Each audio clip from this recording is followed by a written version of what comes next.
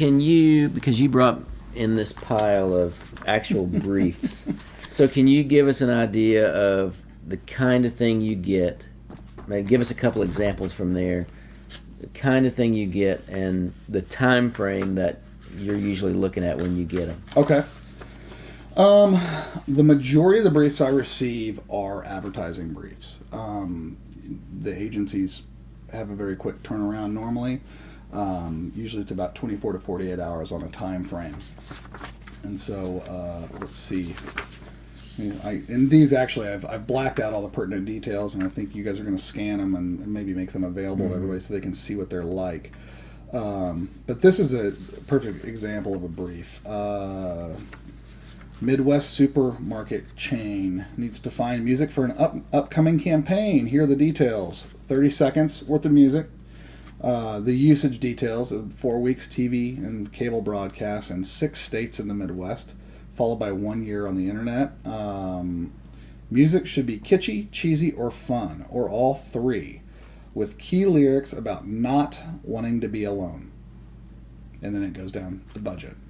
Now for the fun part. I need your thoughts and ideas and music by 11 a.m. Eastern tomorrow. And that's very typical. So you got that today? No, this is from a month or two back. But you got it the day before. I got it the day before. Okay. And I had to turn something around the next day. And I had to turn something around out of a 70,000 song catalog that was kitschy, cheesy, or fun, that was about not wanting to be alone.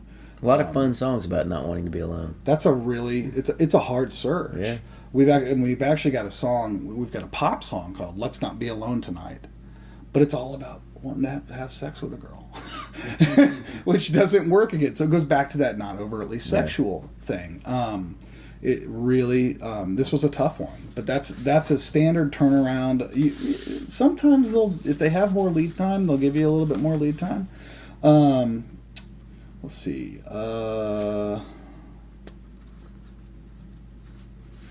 Okay, here's one that's pretty general. This is an ad. It's for a major sporting event, and it was an ad for the sporting event. In the brief, they wanted something that was not too obscure, well-known, preferred, must be interesting, energetic, and make the sport look fun and not daggy, which is Australian for lame or dorky. Anyhow, and the references here are Pink's "Let's Get It Started" and Janelle Monáe's "Tightrope." In a lot of cases, when they list a reference, they'll list a YouTube link, so you can click on it and go straight to the reference and hear it and really hear what the vibe they were going for. But they were looking for songs that were about having a good time and that just conveyed that vibe. Vibe's a word you hear a lot in this space. So yeah, it's interesting. It's always a short turnaround. The last one I'll go through is actually, it's a music brief for the second season of a television show. It says specifically, if you didn't catch season 1, go to TuneFind and look for the music from season 1.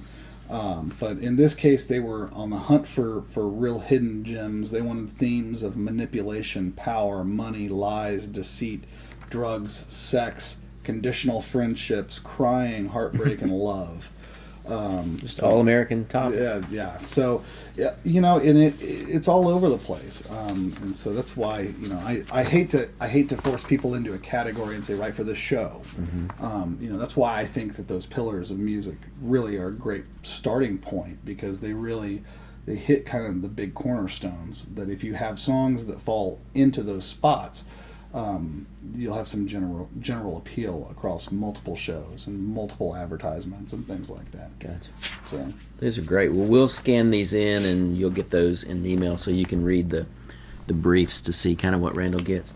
All right, let's talk about. One question. Okay.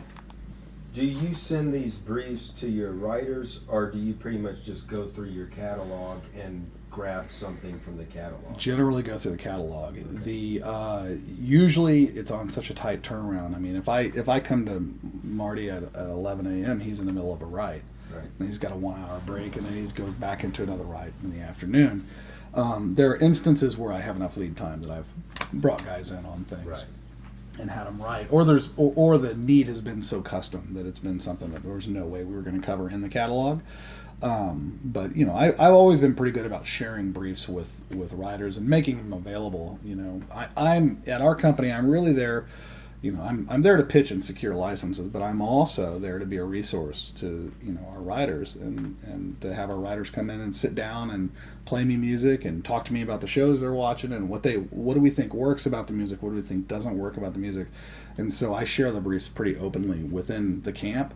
But yeah, it's usually such a tight turnaround that it's not something where I've got enough time to really pull it off. There's been a couple of instances. We've probably a dozen times in the last 2 years where I've really sat people down. There's also writer camps that we've done for sync, where we've had a music supervisor on the line. I think you were on vacation when we did that last year. But we had a music supervisor call in and literally, okay, this is what I'm looking for. I need songs for these scenes right now. We put people in a room and had them, by the end of 2 days, we had 30 brand new songs that were pitched and sent over for placements. And, we got placements out of it. So, it works.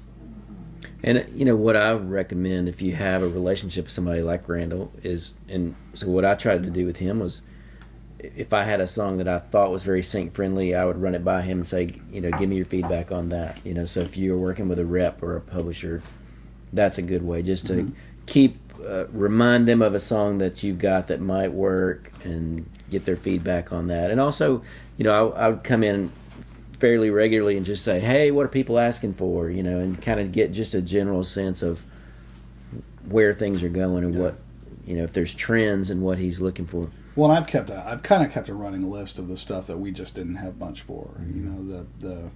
The non-sexual love thing, we can't get enough of. You really can't. Positive, upbeat songs about how good life is, you can't get enough of, dude. And I know that as an artist, and as a writer, so many times, the slow, sad song is what comes out naturally. Tempo is not something that comes out naturally. Right. Because when we're happy, we're not needing to express we're happy. We're just happy, And but when we're sad, the human condition makes us want to tell someone how sad we are, right. And so it makes it really tough.